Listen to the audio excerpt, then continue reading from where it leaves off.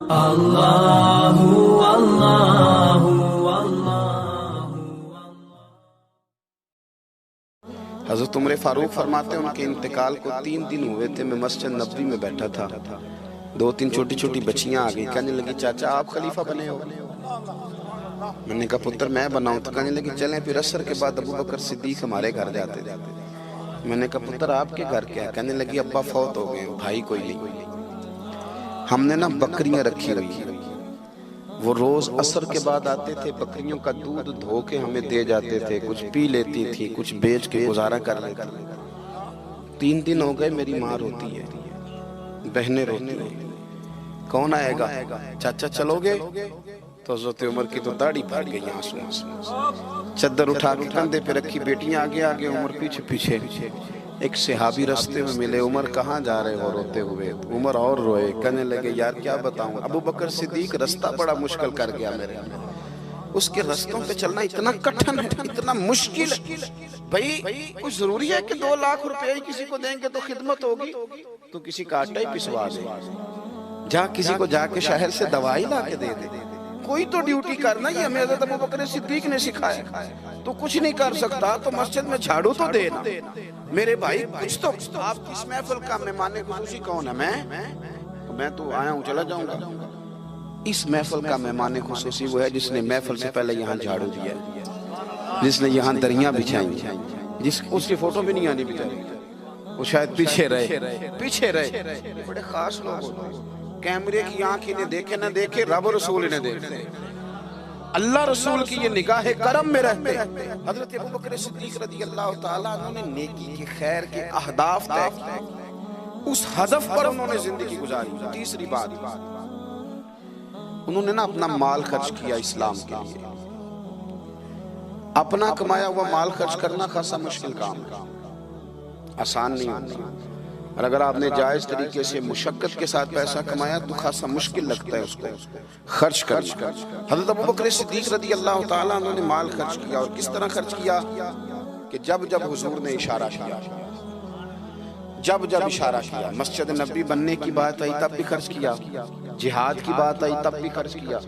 حالات اوپر نیچے ہوتے رہتے، جنگ میں حضور نے اعلان کیا تو حالات کچھ زیادہ مؤثر نہیں تھے صدیق اکبر کے۔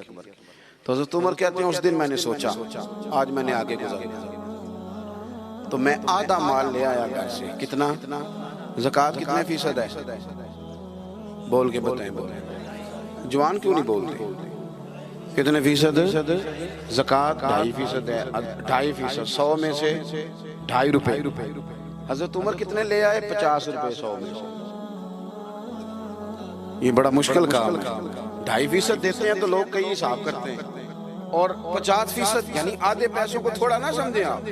حضرت عمر بہت زیادہ پیسے لے کے آئے، 50%، گھر کی ہر شے آدھی کر کے لے آئے۔ اور آپ فرماتے ہیں میرے حالات بڑے اچھے تھے ان دنوں، اور ابو بکر صدیق کے معاملات کا مجھے پتہ تھا، تو میرے دل میں خیال آیا کہ آج نہ میں نے ابو بکر سے آگے گزر جانا۔ کہتے ہیں جا کے میں نے مال رکھا، اتنی دیر میں صدیق اکبر بھی آ گئے۔ کہتے ہیں جواب تو چلو جو ہونے تھے وہ ہونے ہی تھے۔ حضور نے جو دونوں سے سوال پوچھے نا، ان سوال ہی بڑے انفرادی تھے۔ مجھ سے حضور نے پوچھا کیا لے کے آئے ہو؟ ادھر دیکھو جوانوں، کیا لے کے آئے ہو؟ میں نے عرض کی حضور آدھا۔ مجھ سے پوچھا کیا لے کے آئے ہو؟ میں نے کہا حضور آدھا لے آیا ہوں۔ پھر غور کرنا، پوچھا کیا لائے ہو؟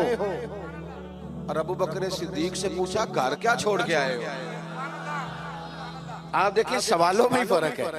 مجھ سے پوچھا جا رہا ہے کیا لائے ہو، اور ان سے پوچھا کیا، اور ان کا جواب بھی بڑا انوکھا ہے۔ اس سوال کا جواب تھا حضور کچھ نہیں چھوڑا، سارا لے کے آیا ہوں۔ جواب یہ تھا، آپ سوال پوچھتے ہیں نا کہ ختم ہو گیا کھانا، تو کہتے نہیں ختم ہو گیا۔ حضرت صدیق اکبر سے پوچھا کیا لائے ہو، کیا چھوڑ کے آئے ہو؟ انہیں کہنا چاہیے تھا کچھ بھی نہیں۔ حضور نے فرمایا کیا چھوڑ کے آئے ہو؟ کیا جواب ہے، کیا حسن ہے۔ گویا وہ کہہ رہے ہیں کہ ہم کو لاوارث تو نہیں نا بھئی، کیا چھوڑ کے آئے ہو؟ تو عرض کرنے لگے حضور گھر بڑا ہوا ہے، اللہ بھی چھوڑ آیا ہوں، اللہ کا رسول بھی چھوڑ آیا ہوں، رب رسول کا نام ہے نا میرے گھر میں۔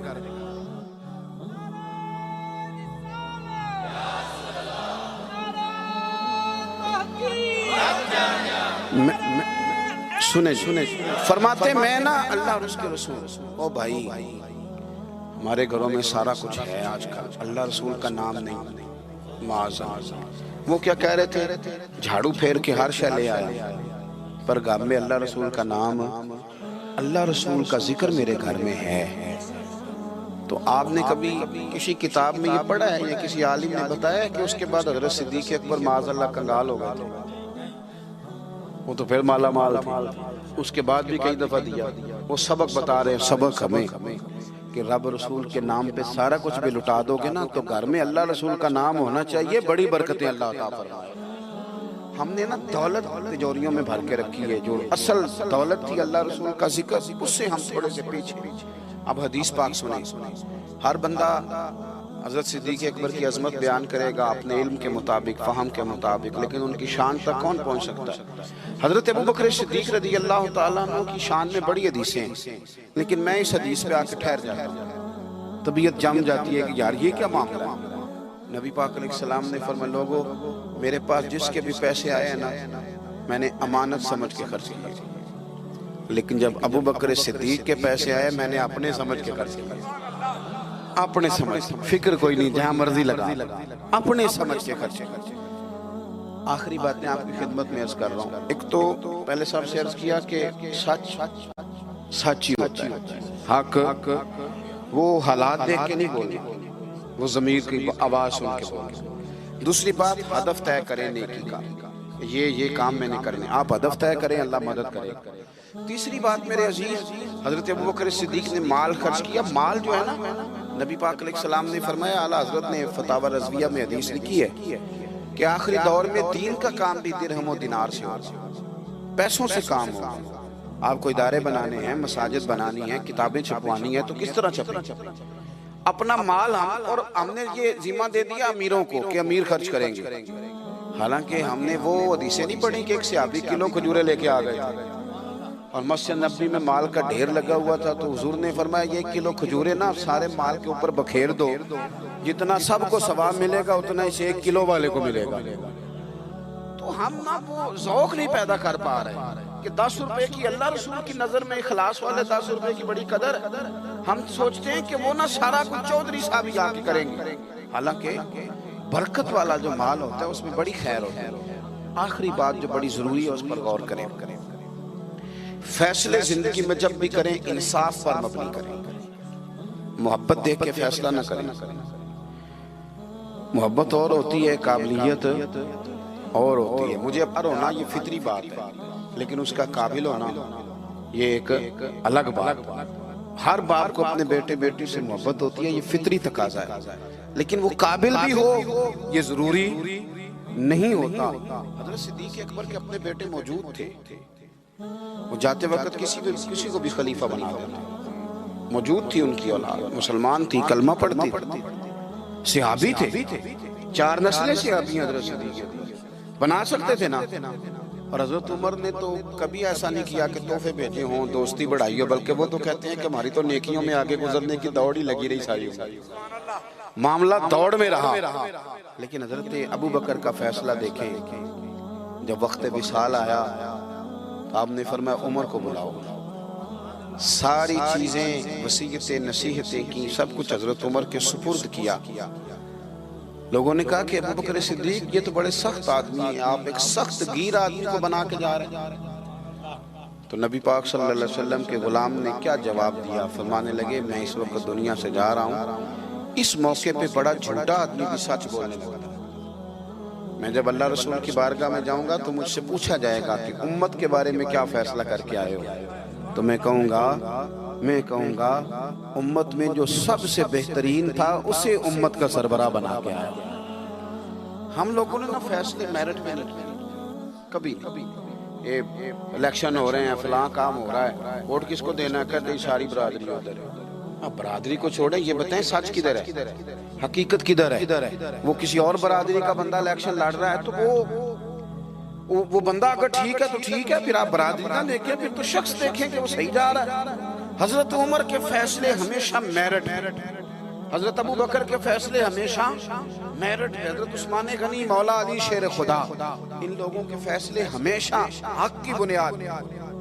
حضرت عمر کو بنا کے گئے. میں نے دوستوں سے کہا تھا اس سال میں نے کہا تھا کہ حضرت عمر کے حالات پر زیادہ کتابیں ہیں, ان کے واقعات زیادہ ہیں, چونکہ انہیں وقت زیادہ ملا نا 10-11 سال. حضرت ابوبکر صدیق کو تو 2 سال ملے, لیکن ان کی خلافت کو مضبوط حضرت ابوبکر صدیق نے کیا. سارے فتنوں کا سر کچل کے خلافت سجا سوار کے حضرت عمر کو دی. اب یہ جو حضرت عمر نے اتنی پھیلا دی خلافت اور اتنا بڑا کام کر دیا دین کے لیے کہ 24 لاکھ مربع میل پہ پھیل گیا سارا کچھ, تو حضرت سیدہ عائشہ صدیقہ رضی اللہ تعالیٰ عنہ کہتی میری گود میں سر تھا مدینے والے حبیب کا, اور آسمان پہ ستارے نور بھرے چمک رہے تھے. میں نے عرض کی حضور آسمان کے ستاروں کے برابر بھی کسی کی نیکیاں ہیں. اب حضرت عائشہ کا عقیدہ بھی سمجھے, انہیں پتہ ہے کہ نبی کریم کو پتہ ہے کہ آسمان پہ ستارے گرے, اور کوئی امتی چھپ کے بھی نیکی کرے تو حضرت عائشہ جانتی ہیں کہ اس نیکی کو بھی مدینے والے جانتے ہیں. کہا کسی کی اتنی نیکیاں بھی ہیں جتنے آسمان پہ ستارے ہیں, تو حضور نے فرمایا ہے نا. حضرت عائشہ بڑے تجسس میں تھی, خیال تھا شاید میرے والد کا نام لے. کس کی؟ تو حضور نے فرمایا فاروق اعظم کی. بیٹیوں کا باپ سے پیار تو کہتے میں نے فوراً عرض کی حضور میرے والد کا کیا حال ہے, ان کا بھی تو عالم بتائیں نا. تو نبی پاک نے فرمایا عائشہ عمر کی زندگی بھر کی نیکیاں ہوں تو ابو بکر کی ایک نیکی کا مقابلہ نہیں کرتی. اب بات کو سمجھے کہ کتنا مضبوط ہے وہ شخص, کتنا مضبوط ہے کہ حضرت فاروق اعظم رضی اللہ تعالیٰ عنہ کے خیر کے کاموں میں بھی درجہ جناب صدیق اکبر کا زیادہ ہے. ہدف طے کریں, مہربانی کریں زندگی کو ضائع نہ کریں. لمحات بڑے ضائع ہو گئے, اور ثابت کرنے کی بھی کوشش نہ کریں کہ ہم صحیح چل رہے ہیں. ہم چلتے رہیں, وقت خود بخود ثابت کر دے گا. وقت ثابت کر دیا کرتا ہے کہ جناب یوسف بے گناہ بھی ہیں اور سچے بھی ہیں, اور وقت ثابت کر دیا کرتا ہے کہ وہ مصر کے جیل خانے کے نہیں مصر کے تخت کے وارث ہیں. تو آپ کام کریں, کوشش کریں, دین کے لیے آگے بڑھیں.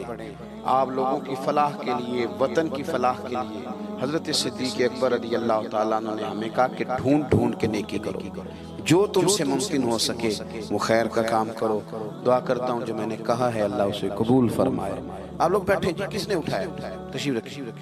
اور جہاں ہم گفتگو کے دوران بھول گئے اللہ ہمیں معاف کرے.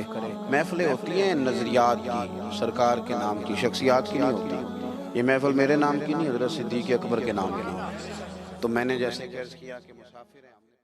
اور اگر آپ نے ابھی تک ہمارا چینل سبسکرائب نہیں کیا تو فوراً سبسکرائب کیجئے, ساتھ ہی بیل آئیکن پر کلک کریں تاکہ مزید آنے والی ویڈیو ہیں وہ آپ کو وقت پر ملتی رہیں. اللہ حافظ.